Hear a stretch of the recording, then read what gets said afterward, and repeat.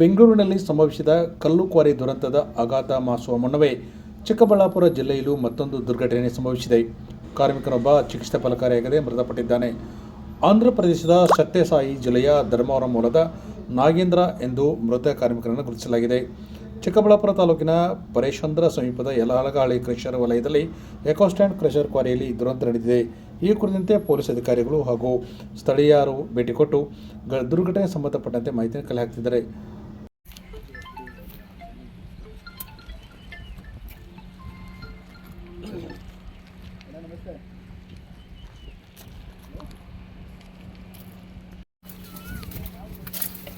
Bore blast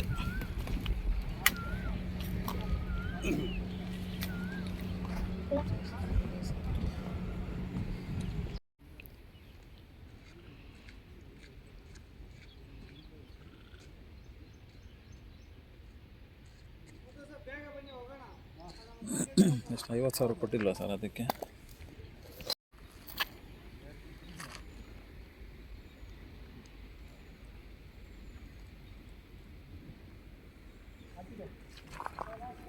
smell ಬಂದ್ಬಿಟ್ಟು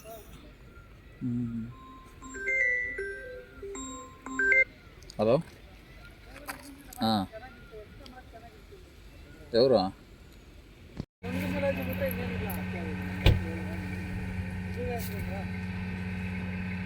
ಈಕೋಸೆಂಡ್ ಅನ್ನೋದು ಅದು ನೇಮ್ ಬ್ರ್ಯಾಂಡ್ ಮಾಡ್ಕೊಂಡಿದ್ದಾರೆ ಅಷ್ಟೇ. Rock crusher stone quality.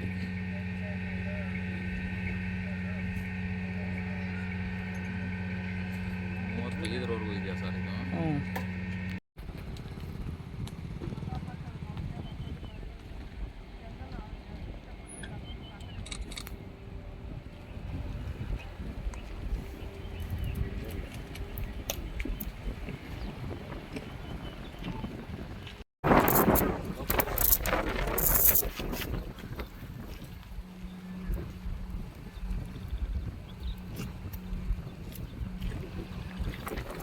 ತಗೊಂಡು ನಡ್ರಿ ಅಣ್ಣ.